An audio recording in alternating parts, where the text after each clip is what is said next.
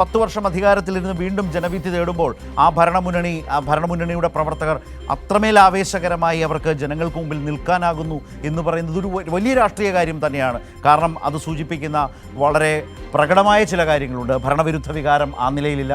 മികച്ച ഭരണമായിരുന്നു. ഏവരും അംഗീകരിക്കുന്ന ഒരു മികവുറ്റ ഭരണം എന്നതിൻ്റെ തുടർച്ചയിലേക്ക് പോകേണ്ടതുണ്ട്. അത് കേരളത്തെ സംബന്ധിച്ച് വേണ്ടത് തന്നെയാണ് എന്ന വലിയ രാഷ്ട്രീയ ആവേശത്തോടെയാണ് ഇടതുമുന്നണി പ്രവർത്തകർ. അതാണ് നേരത്തെ രാജ്കുമാർ പറഞ്ഞതിലൊരു പ്രധാനപ്പെട്ട കാര്യം. 2016 കണ്ടതിൻ്റെ അതിലുമപ്പുറമുള്ള ഒരു രാഷ്ട്രീയ ആവേശമാണ് ഇടതുമുന്നണി പ്രവർത്തകരിൽ കൊല്ലത്തെ ചിന്നക്കടയിൽ കണ്ടത്. എല്ലാ നിയമസഭാ മണ്ഡലങ്ങളിലും കാണാനായത് എന്ന് പറയുന്നതിൽ വളരെ പ്രധാനപ്പെട്ടൊരു കാര്യമുണ്ട്. 10 വർഷം ഭരിച്ചിട്ടും വീണ്ടും ഒരു തവണ കൂടി ജനങ്ങളോട് ആ ജനവിധി തങ്ങൾക്ക് തരണം കേരളം ഭരിക്കാൻ എന്ന് പറയുമ്പോൾ അവർക്ക് വളരെ വലിയ ആത്മവിശ്വാസത്തോടെ രാഷ്ട്രീയ അന്തസ്സോടെ വോട്ടർമാർക്ക് മുമ്പിൽ നിൽക്കാനാകുന്നു എന്നുള്ളത് തന്നെയാണ് ഇടതുമുന്നണിയുടെ ഏറ്റവും വലിയ ആത്മവിശ്വാസം.